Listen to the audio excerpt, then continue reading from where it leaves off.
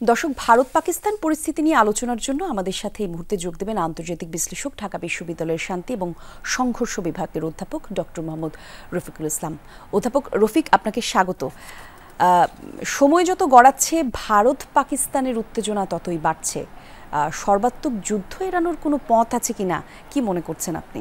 জি, অসংখ্য ধন্যবাদ। আপনি যেভাবে বলছিলেন যে পাকিস্তান আজকে ভারতের বিভিন্ন জায়গাতে আক্রমণ করেছে এবং পাকিস্তানের দৃষ্টিকোণ থেকে বলা হচ্ছে একটা যে প্রভোকেশন ইন্ডিয়া করেছিল তার পাল্টা জবাব দেওয়া হচ্ছে।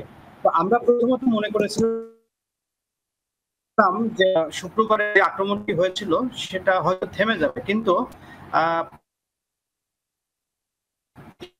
ইন্ডিয়ার বিভিন্ন শহরে তার প্রেক্ষিতে অনেক জায়গায় হতাহতের খবর পাওয়া গেছে এবং তাদের পক্ষ থেকে তারা তাদের যে ন্যাশনাল অথরিটির যে মিটিং, সেখান থেকে তারা এক ধরনের সিদ্ধান্ত নিয়েছে যে পাকিস্তানের ভারতের এই যে আক্রমণ তার একটা কড়া জবাব তারা দিবে। তো তারই প্রেক্ষিতে আজকে সকালে তারা ভারতের বিভিন্ন স্থানে আক্রমণ করেছে এবং আপনি যতটুকু বলছিলেন যে 5 জন সামরিক বেসামরিক নাগরিক সহ 5 জন নিহত হয়েছে। তো এটি একটি দিক আসলে আমাদেরকে ভাবাচ্ছে যে ভারত পাকিস্তান হয়তো টোটাল ওয়ারের দিকে যাচ্ছে। এ কারণে যে পাকিস্তান সরকার এই মুহূর্তে কিছুক্ষণ আগে তাদের মিটিং সম্পন্ন করেছেন তাদের হাইয়েস্ট অথরিটির সাথে, পার্টিকুলারলি মিলিটারি পার্সোনালদের সাথে। তারা সিদ্ধান্ত নিতে যাচ্ছে বা চিন্তা ভাবনা করছে যে নিউক্লিয়ার ওয়েপন্স ব্যবহার করবে কিনা। যদি এই ধরনের কোনো মুভমেন্টে পাকিস্তান চিন্তা করে তাহলে এই যুদ্ধটি অত্যন্ত ধ্বংসাত্মক হবে।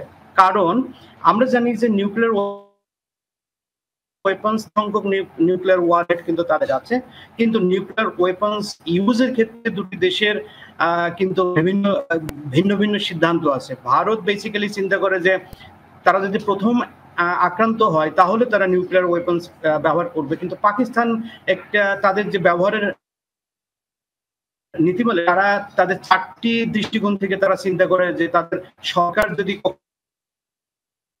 কোনো মিলিটারি কোনো অ্যাটাকের সম্মুখীন হয় তাহলে নিউক্লিয়ার ওয়েপন্স ব্যবহারের দিকে তারা যেতে পারে।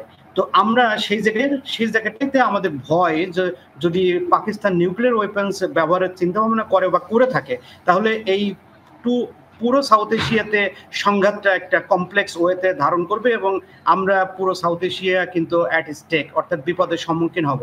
এবং এখানে আপনি দেখবেন যে দুটি দেশের ঠিক এই জায়গাতেই আরো একবার একটু জানতে চাচ্ছি আপনার কাছে, ভারত পাকিস্তানের বিবাদে বাংলাদেশ সহ দক্ষিণ এশিয়ায় আসলে কিরকম প্রভাব পড়তে পারে, আর কারা কিংবা কোন দেশের মধ্যস্থতা এগিয়ে আসতে পারে বলে মনে করছেন? আপনার কথা একটু কেটে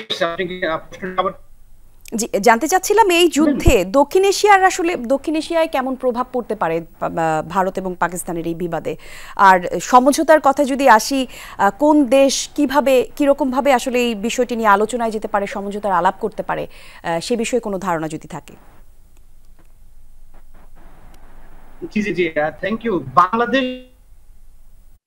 পার্টিকুলার যে দেশগুলো আছে, নেপাল এবং ভুটান, তাদের আসলে আমি কোনো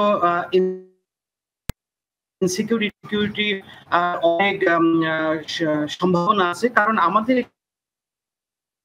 এখানে ভারত এবং পাকিস্তানকে সমর্থন নিয়ে সে জায়গাতে নিয়ে যদি আমরা একটা ইরাশনাল বিহেভ কোনো জায়গা থেকে দেখি বা লক্ষ্য করি বা কোনো গোষ্ঠী করে থাকে তাহলে আমাদের দেশ কিন্তু অনিরাপদ আছে এই ভারত পাকিস্তান যুদ্ধের ক্ষেত্রে।